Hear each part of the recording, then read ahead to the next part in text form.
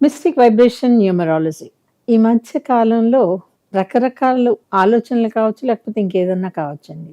చాలా ఎక్కువైనియి. ఎందుకు ఇలా అంటున్నాను అంటే, ఆస్ట్రాలజీ ప్రకారం పేర్లు పెట్టడానికి నేను ఎప్పుడు వ్యతిరేకం కాదు. కాకపోతే ఆస్ట్రాలజీ ప్రకారంలో పేరు పెట్టాలి అంటే, నిజంగా ఆస్ట్రాలజీని కరెక్ట్‌గా అప్లై చేసుకుంటూ పేరు పెట్టాలంటే మాత్రం చాలా టైం తీసుకుంటుంది. ప్లస్ ఆ కాంబినేషన్స్ కానివ్వండి, దాంట్లో ఉండే రకరకాల ఫ్యాక్టర్స్ కానివ్వండి, ఇన్‌ఫ్లూయెన్సెస్ కానివ్వండి, ఇంకా చాలా ఉంటాయండి అందులో మాట్లాడటానికి చాలా వచ్చేస్తాయి. ఇన్ని చూసి పెట్టాలండి. మనకున్న ఆ లిమిటెడ్ పేర్లల్లో అంటే పేర్లేం కొత్తగా పుట్టుకొచ్చేసేవి కదండీ. కొద్ది కొద్దిగా కొంచెం కొంచెం అట్లా ఇట్లా మారుతాయి కానీ పెద్దగా మార్పంటూ వాటిల్లో ఏమి ఉండదు. ఆ ఉన్న పేర్లని అందరికీ పంచుతూ ఉంటాం మనం. ఒక్కొక్క పేరేంటంటే స్కోప్ చాలా ఉంటుంది మీకు. చాలా ఎక్కువ మంది దాన్ని లైక్ చేస్తారు. ఆ సెలెక్ట్ చేసుకోవడం గూడా దాన్నే ఎక్కువ చేసుకుంటారు. కొంతమంది మాత్రం డిఫరెంట్‌గా సెలెక్ట్ చేసుకుంటారనమాట. అంటే వేరే వాళ్ళకి ఉండకూడదు మన పేరు అనే కాన్సెప్ట్‌లో.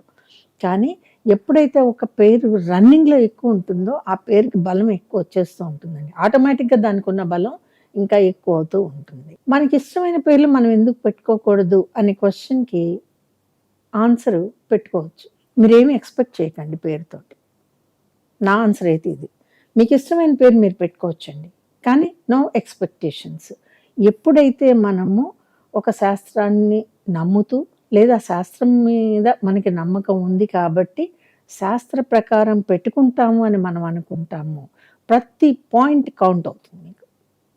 ఎలా కౌంట్ అవుతుంది అంటే మొట్టమొదటి అక్షరం తర్వాత రెండవ అక్షరం ఏది ఉండాలి అనే విషయం దగ్గర నుంచి, మొట్టమొదట ఉన్న అక్షరానికి చివరి అక్షరం ఏదైతే బావుంటుంది అనే అక్షరం లెక్క వరకు, ప్లస్ ఇంటి పేరుతో సహా ఉంటుంది కాబట్టి, ఈ ఇంటి పేరు ఇన్‌ఫ్లూయెన్స్ వీటి మీద ఎంతవరకు పడింది అనే లెక్క వరకు ప్రతి ఒక్కటి మైన్యూట్‌గా ఇంకా చెప్పాలి అంటే మనము ఒక మైక్రోస్కోప్‌లో చూసినట్లే ఉంటుంది. ఇప్పుడు మా పిల్లలకి పేర్లు పెట్టినప్పుడు వాళ్ళకి చదువు రావాలండి. వాళ్ళు చాలా బావుండాలి. పేరెంట్స్‌ని బాగా చూసుకోవాలి.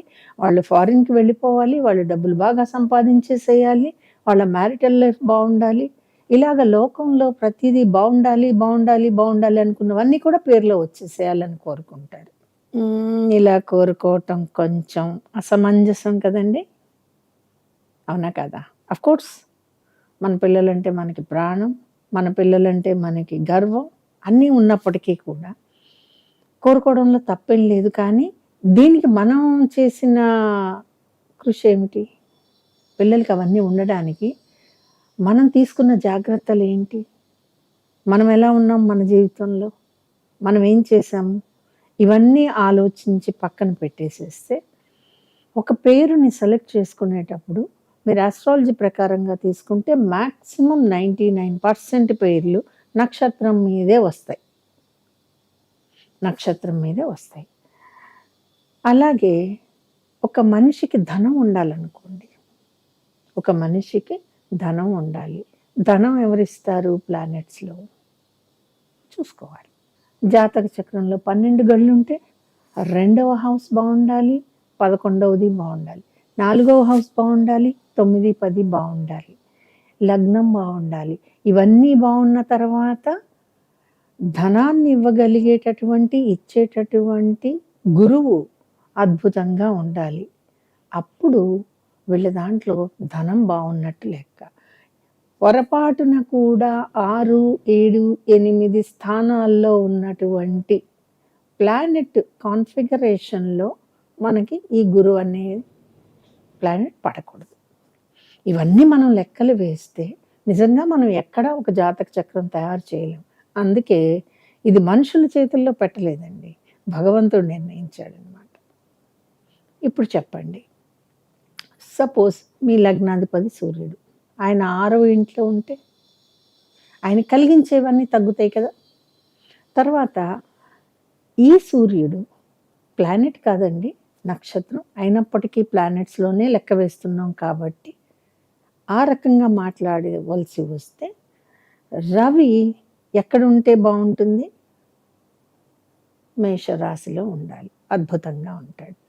పొరపాటున కూడా తులారాశిలో సూర్యుడు పడకూడదు. ఇప్పుడు ఒక వ్యక్తి 1వ తారీఖులో పుట్టినప్పుడు, అతనికి సూర్యుడు తులారాశిలో పడ్డప్పుడు, వీళ్ళు 1లో పుట్టారు కాబట్టి, ఏ అనే అక్షరంతో ఇచ్చేద్దామా పేరు? పొరపాటయిపోతుంది. అందుకే అన్నాను. మీకు నచ్చిన పేరు పెట్టుకోండి. తప్పే లేదు. బట్ ఏమీ ఎక్స్‌పెక్ట్ చేయకండి పేరు నుంచి.